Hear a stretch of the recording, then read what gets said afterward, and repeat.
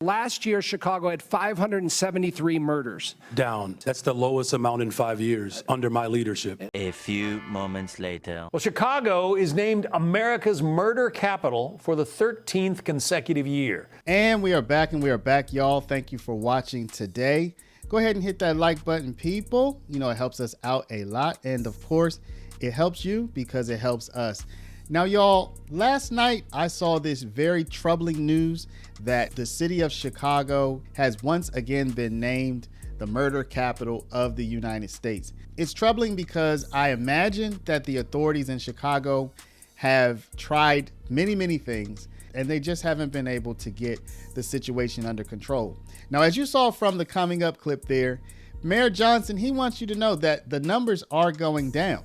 So according to him, under his executive and outstanding leadership, the numbers are going down. But you still have over 500 people who lost their lives to homicide last year. And when you think about it, that's way too many, right? I mean, even if you start off at a higher number and you're bringing the number down, you still have a number that's way too high. So I don't know that I would brag about bringing something down from extraordinarily high to just extraordinarily high. I don't know. Maybe that's something that he would like to take credit for and brag about. So we're going to get into that story, but first we're going to follow up on the story we've been following for the past several weeks at this point. Chicago, it just has major problems. If you're in Chicago, y'all, listen, I'm not making light of your situation. I'm going to pray for y'all. You know, I wish y'all the best. I'm pulling for y'all. But, you know, your 6.6% approval rate mayor, I'm not sure he's getting the job done, y'all. But y'all will be the ones to let me know. What we're going to do is just hop first into the latest on this whole back and forth with the Chicago Public Schools and the teachers and the $175 million payment. Let's hop into that first, and then we'll follow up with this very unfortunate title as the most murderous city in the country. The two sides have been at the negotiating table for nearly 3/4 of a year, but now a tentative deal is in the hands of CTU's members. How will CPS pay for it? And will the state have to take the beleaguered school system over? CTU's big bargaining unit will take its vote next Monday afternoon. If they approve, the House of Delegates and then the full union will have to vote to approve. A new deal is likely to offer raises between 4% and 5% per year and give teachers more classroom prep time. But Democratic State Representative Curtis Tarver says the positive momentum doesn't solve CPS budget woes. He's proposed legislation that would put the Illinois Finance Authority in charge of the district. This is not, new precedent. This happened in the past when CPS was borrowing to the hilt, going to two private banks for the most part, and really unable to balance his books in a way that is responsible to taxpayers and most importantly to the students who attend those schools. A state takeover would prove controversial and is likely a long shot, but Tarver says he wants to hold hearings and bring all stakeholders to the table to testify. A lot of individuals profess to care about children. A bill like this will let us know very quickly if the focus is truly on the children as opposed to the adults in the room. Neither the governor, mayor, nor CTU would comment on the proposal today. Elected school board member Ellen Rosenfeld said, quote, "We hope if this happens, it sunsets when the full board is elected in 2026. Meanwhile, the mayor's budget team sent a memo to alders today saying the city would cover the $175 million pension payment that CPS refused to pay, but did not specify exactly how. Did y'all catch that last part? Let's watch that one more time. I want you to pay attention to this. Meanwhile, the mayor's budget team sent a memo to alders today saying the city would cover the $175 million pension payment that CPS refused to pay, but did not specify exactly how. Y'all, so what I understand this to be saying is that the city said, hey, y'all, we're going to cover, we're in a deficit. Like, we don't have the money. We spent the money. This is my little editorial.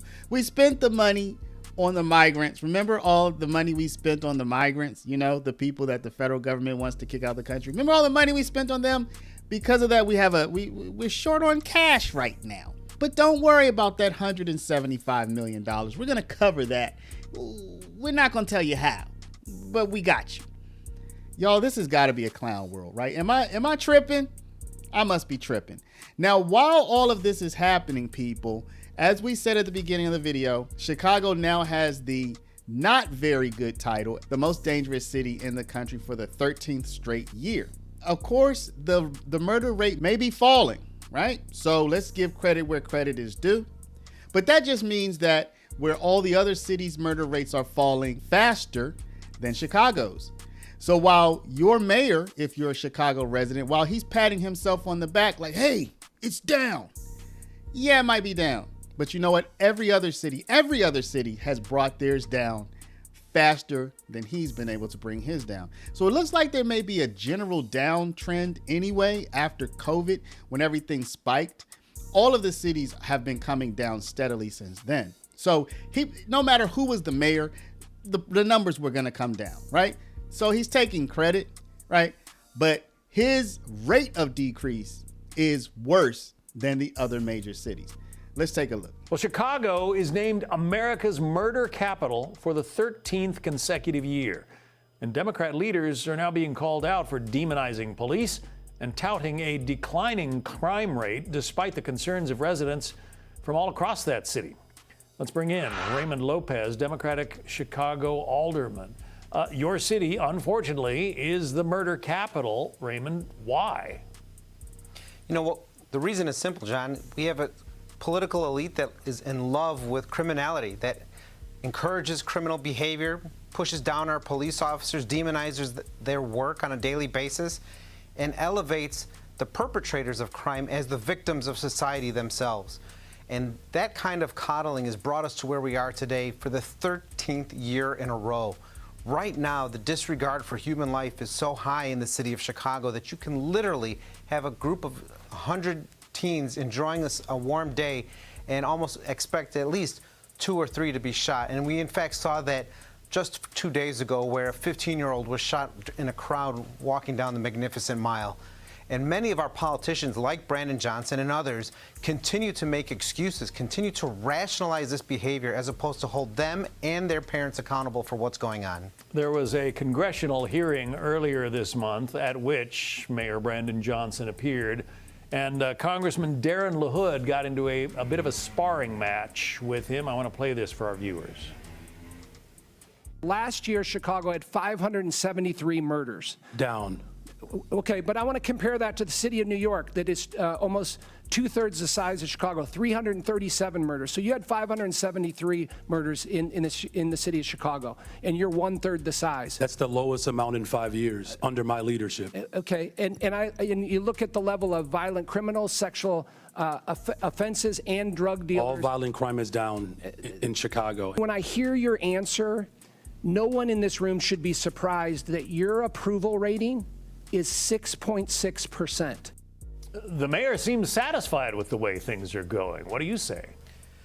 Well, I think acknowledging the 6.6% approval rating was probably the only truthful thing that happened at that hearing, because even in that instance, the mayor was deflecting. He was lying, because the reason that the numbers are down in his estimation is because they've been able to use jurisdictional overlap to try and negate even more numbers being added to our totals. If it happened on an expressway or a county road, then they don't count in the city of Chicago, even if it happened within our borders. But what I do know is this, is that people aren't calling 911 anymore. People are afraid. Police are unable to do their job because of cancellation of gunshot detection technology and other things. We know that the perception of the violence in the city of Chicago is real, because the violence in the city of Chicago is real.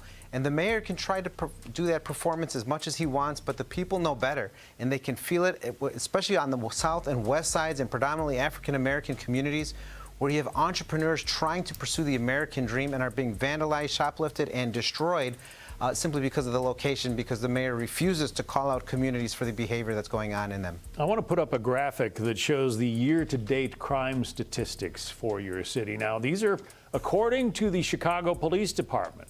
These might be some of the numbers that the mayor was referring to. Murders down 10%, robbery down 34%, battery down 15%, carjacking down 31%. Total crimes, according to the police department, down 17%. Are they fudging those numbers? They're absolutely fudging those numbers, because they're reclassifying and subdividing them into various different ways to avoid them being included in the total number of each of those various crime categories. For example, there are 5 different ways to refer to carjacking, of which 4 out of those 5 will be reported as the main crime statistic, where everything else will be downplayed as something else or re-referred as something else. But we know that that semantical argument does not reflect the truth of what's going on in the city of Chicago. Crime is not down here, and the lack of reporting of crime is up. When you look at the robberies, the battery, the assaults, people are simply not calling 911 anymore. And if that is what you're putting your victory lap on, that people refuse to call 911, then you are doing a very poor job as mayor and truly don't understand the fact that crime has not changed, just people's accommodating it has. Raymond Lopez, we appreciate you coming on today. Thanks very much. Now, y'all, the Libs of Chicago X account posted this video of a street takeover in Chicago. I believe this was over the weekend. And it looks bad, right? I believe some people got hurt. I'm not sure if somebody even got killed. This is terrible. But notice their conclusion. There isn't an investment that will fix this behavior. Y'all, I want this. I'm about, trigger alert, warning. I'm about to do a quick little rant, y'all. Okay. So if you don't like that, be a good time to sign off. All right. So you've been warned. Y'all, this is what it's actually a question. So many times I have seen people, particularly conservative people, say that the African American, the black culture is the most violent culture in the country, right? People have said that, and they always have stats to back it up, right? Okay, so you can look up the statistics on your own. You can draw your own conclusion on that. I'm not even going to address that because that's not the concern of my rant right now. This is my thing. I would like for somebody to tell me let's say it's proven. Let's say the black community were to have the highest violence rates of all communities in the United States. Let's just say it's proven. Because see, what people often want to do is they want to debate that fact, and they want to say why, and they want to say, is it a holdover from oppression? I'm not saying that's not important, but that's not what I want to talk about. I just want to ask one question. Let's say that were proven. Then now what? See, I've always heard people debate whether or not it's true, and if it's true, then why? Okay, but what happens once you just say, okay, that's the truth? I mean, you know what I'm saying? What happens next? What happens next? Because I don't know what the next step of that conversation could possibly be. Is it just, well, all the country's problems are because of you? Well, no, we know that. You know, these kids out here hurting each other, it's terrible. But they're not the cause. They're not even the major cause of the country's problems, right? They're not the reason that inflation happens. They're not involved in any foreign wars. They're not wasting trillions of dollars of government resources on garbage. You know, they are a problem. All of the people who commit violent acts are a problem. But once you accept, if you accept it just for the sake of argument, right? Okay, let's just say for the sake of argument that the black community has a terrible violence problem. Where do we go from there? What is the next word in that conversation? Because I've never heard it go further than that. I've only heard people debate whether it's true. I've only heard people debate why it may or may not be true. But I've never heard people say, okay, yeah, that's true. Now, what do you want to do with that information? So if you are one of these people who has said that, or you've heard anybody say that before, tell me, once it's established, it's just firmly established in the ground that that's true, what is the next thing to say? Because to me, it's almost like you just fought tooth and nail to establish a fact, after which there is no further conversation, right? There's no further conclusion to be drawn. We're here. We're citizens. We ain't going nowhere. It seems like the only next thing would be, okay, how do we help, right? It seems like the only next possible thing you could say once you establish that fact is how can we help, okay? So somebody help me out with that. Anyway, y'all, that's my rant. Appreciate y'all listening today. Do me a favor, stop right now, hit the share button, put in somebody's text message, email, WhatsApp, Facebook, Instagram, Snapchat, put them all in. Share this video out. Of course, if you are not a subscriber, please do subscribe. Thank y'all for watching. Love y'all, and we'll see you back in the next one.